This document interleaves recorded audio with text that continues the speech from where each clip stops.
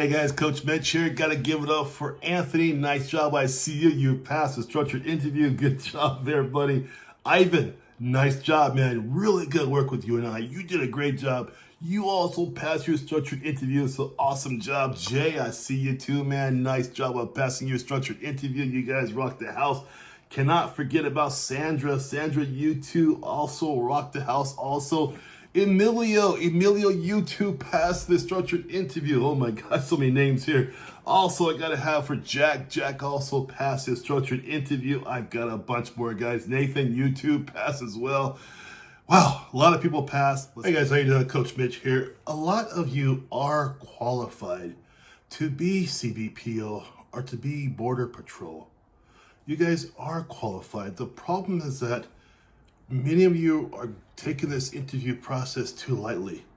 You're thinking it's like a civilian interview. Oh, I'll just go see how good I do, how well I can do. And then what happens is that you become part of my 32% who are what I call my returns.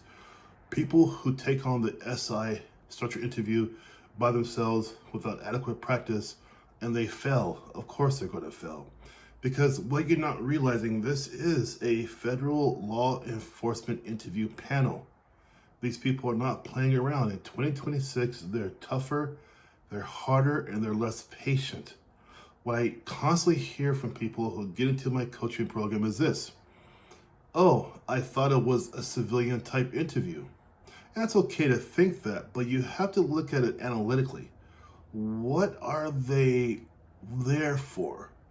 Do you think people in law enforcement at the federal level are going to even inquire about where will you be in 5 years? What is your strength and what is your weakness?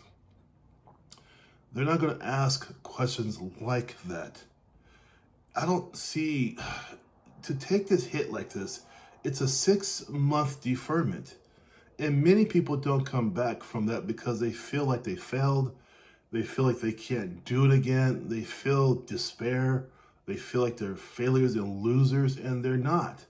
Again, most of you can become CBPO. And here's what I realized in my coaching for the past 7 years is that by the time we hit our second interview, you guys are running your own stride. You're understanding how it works. You're understanding, yes, this is a system. I wouldn't be here for 7 years if there wasn't a need for me teaching this system. The system to pass a CBPO or the BP is indeed a system. That's what it really is. You must learn how to answer within the confines of that system so they understand where you're coming from. There cannot be any mistakes in this process. If you make a mistake, they see it as a failure, they will move on from you. Well, now you're probably thinking, well, that's not very fair. I mean, I knew some of the answers. That's great, but they're looking for all of the answers, not some. Well, why is that, Coach Mitch? Because they can pick the best of the best. They don't have to pick you. They can pick anybody, but Coach Mitch, I have a master's degree. No one cares about that. Well, I come from a law enforcement background. Fantastic. If you cannot verbalize the way you're supposed to verbalize in this interview process, it doesn't mean a whole lot. Well, Coach Mitch, I'm ex-military. Fantastic. Again, if you cannot verbalize the skill sets you learn in the military, you cannot transfer it over into what they're asking for, it doesn't matter. Well, Coach Mitch, I've been in this world for, working world for 13, 14 years in my career field. Surely I can pass this. Well, again, it's a federal level law enforcement interview panel. Number 2, I want to tell you about their impatience. They're not asking a whole lot of questions anymore. They're getting right down to the core to what they want to hear. If you're not ready for that, if you're not prepared for that, you will fail. They have no reservations at all about failing anybody, regardless of your background. You have to understand who you are going into the arena with, right? If I'm going to have to battle some guy who's 7'2", 500 pounds of muscle, well, I better have a plan for this, right? I better know what I'm doing step by step by step. It's the same analogy to be used in this interview for the structured interview process. It's called a structured interview for a purpose. Therefore, you must have a structure to the way you're going to answer these people in the interview. Once that Zoom opens up, it is game on. Now, I know a lot of you say, well, they said it's an hour long. That's a long time for an interview. You guys, it's not an hour long, okay? I've been doing this for a long time. My numbers from 2025, I've had over 500 plus people go through for my CBP alone. The average time for interview is only 14.3 minutes. That's the top. 14.3 minutes is the top number of minutes people are interviewing for in this process. That's the real deal. You got to understand that. And then you're probably thinking number 3 is going to be, well, if I start off wrong with the answer, can I retake it? Yes, you can. You can ask for a redo of the answer, but you could only ask once, and you better get it right that time when you do it. This I teach time and time again because my clients don't do that in the interview because they have been hammered by me before they even walk into the arena. I get these daily. Coach Mitch, I made it. Thank you. Coach Mitch, I did this. Thank you. Coach Mitch, I made it. Thank you. I love getting those kind of emails because I know this person is going to go on now in their career and kick butt out there while keeping the country safe. That's the real deal. Number 5, you better know about scenarios because these are scenario-based questions in depth in law enforcement. It's not a joke. The BP itself is a tough interview panel to get through. You are going to feel pressure from the moment that Zoom starts to the moment it closes. The CBPO doesn't give you any leniency either. They're just a different format, a different way of answering their questions. Both are challenging. They're not there to play with you.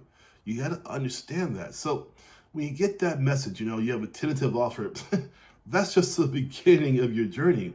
When I keep telling you guys to continue your mission because I know you got to go through the physical and the medical and all this and all that, right? The interview is probably the most important besides the polygraph to challenge you because it is something where you control almost 90% because your success is based on if you can pass that interview, meaning that do you understand what they're asking you and do you understand how to answer those questions? Nobody has time to play around with you while you try to figure out what you're going to say. Your eyes are rolling around, you're nervous, you're showing little upticks here and there.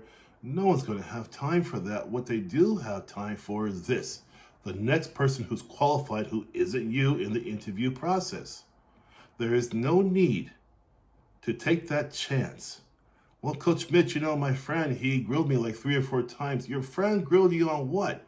What is his background that makes him qualified to grill you on whether you got a question right or wrong? You cannot AI your way out of this interview process. You need someone who's qualified to understand how it works. Now, you may have other sources out there, but I'm a source. I've been here for a long time. My longevity is proven times 7 years because I know what I'm talking about. I know how to make champions and have a 90.4% success rate. That's a huge difference between their 39.8 success rate the first time you take those interviews with CBP or BP. I have twice the success rate of them because I prepare you for this contest that's going to show you whether or not you deserve to move forward in the process. Do not take that chance. This is not a civilian interview. They're not going to ask you, how do you feel? How's your coffee? How's the weather? No. That Zoom opens up, it's game on from the way you look to the way you move around your chair or not. If you're looking jittery, if you look at your eyes, maybe, and possibly, and could be, they don't want to hear that kind of nonsense. You guys, if this is really something you wanted for a long time, you must act like it. If you want help with this, click down the link below.